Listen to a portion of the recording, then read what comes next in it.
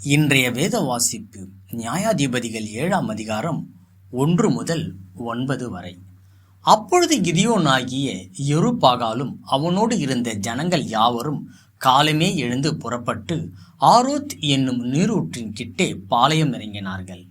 மீதியானரின் பாளையம் அவனுக்கு வடக்கே மோரே மேட்டிற்கு பின்னான பள்ளத்தாக்கிலே இருந்தது. அப்பொழுது கர்த்தர் கிதியோனை நோக்கி, நான் மீதியானியரை உன்னோடு இருக்கிற ஜனத்தின் கையில் ஒப்பு கொடுக்கிறதற்கு அவர்கள் மிகுதியாய் இருக்கிறார்கள். என் கை என்னை இரட்சித்தது என்று இஸ்ரவேல் எனக்கு விரோதமாக வீம்பு பேசுகிறதற்கு இடமாகும். ஆகையால் பயமும் திகிலும் உள்ளவன் எவனோ அவன் திரும்பி கீலேயாத் மலையில் இருந்து விரைவாய் ஓடிப்போக கடவன் என்று நீ ஜனங்களின் செவிகள் கேட்க பிரசித்தப்படுத்து என்றார். அப்பொழுது ஜனத்தில் 20,000 பேர் திரும்பி போய் விட்டார்கள். 10,000 பேர் மீதியாய் இருந்தார்கள்.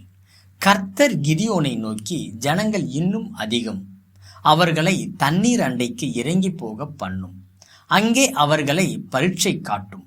உன்னோடு கூட வரலாம் என்று நான் யாரை குறிக்கிறேனோ அவன் உன்னோடு கூட வரக்கடவன். உன்னோடு கூட வரலாகாது என்று நான் யாரை குறிக்கிறேனோ அவன் உன்னோடு கூட வராதிருக்க கடவன் என்றார். அப்படியே அவன் ஜனங்களை தண்ணீர் அண்டைக்கு இறங்கி போக பண்ணினான்.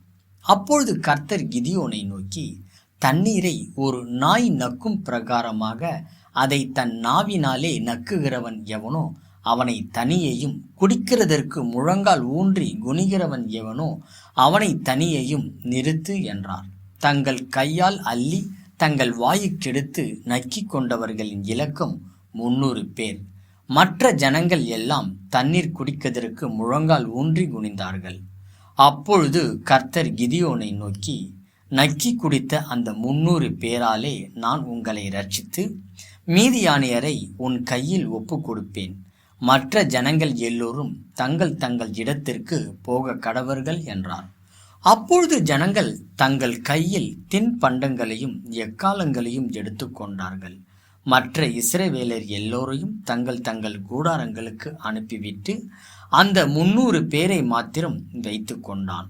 மீதியானியரின் சேனை அவனுக்கு தாழ்விடமான பள்ளத்தாக்கில் இருந்தது.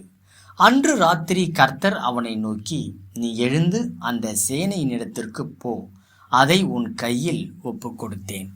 இன்றைய நற்செய்தி. பலவீனத்தில் பலன்.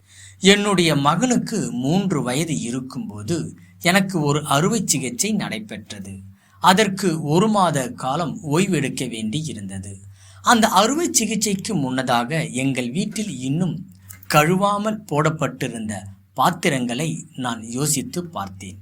சுறுசுறுப்பாய் சுற்றி திரியும் என் சிறு பிள்ளையை நான் எப்படி பாதுகாக்கப் போகிறேன் என்றும் அடுப்பறையில் நின்று எவ்வாறு சமையல் செய்ய போகிறேன் என்பதை குறித்து என்னால் சற்றும் கற்பனை செய்ய முடியவில்லை.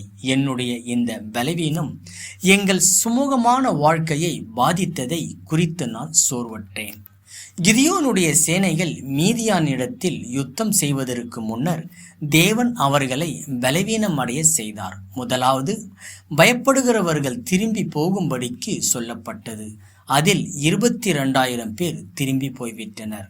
மீதம் இருந்த 10,000 பேர்களில் தண்ணீரை கையில் அள்ளி பருகியவர்கள் மட்டும் இருக்கும்படிக்கு கட்டளையிடப்பட்டது. வெறும் 300 பேர் மாத்திரம் மீது இருந்தனர். ஆனால் இந்த குறைவான எண்ணிக்கை அவர்கள் சுயத்தின் மீது நம்பிக்கை வைக்க விடாமல் பாதுகாத்தது. அவர்கள் என் கை என்னை ரட்சித்தது என்று இப்போதே சொல்ல முடியாது. நம்மில் பலர் இது போன்ற சோர்வற்று பலவீனமான தருணங்களை அனுபவித்ததுண்டு. இந்த அனுபவம் எனக்கு நேரிடும் பொழுது தேவன் எனக்கு எவ்வளவு அவசியம் என்பதை அறிந்து கொண்டேன்.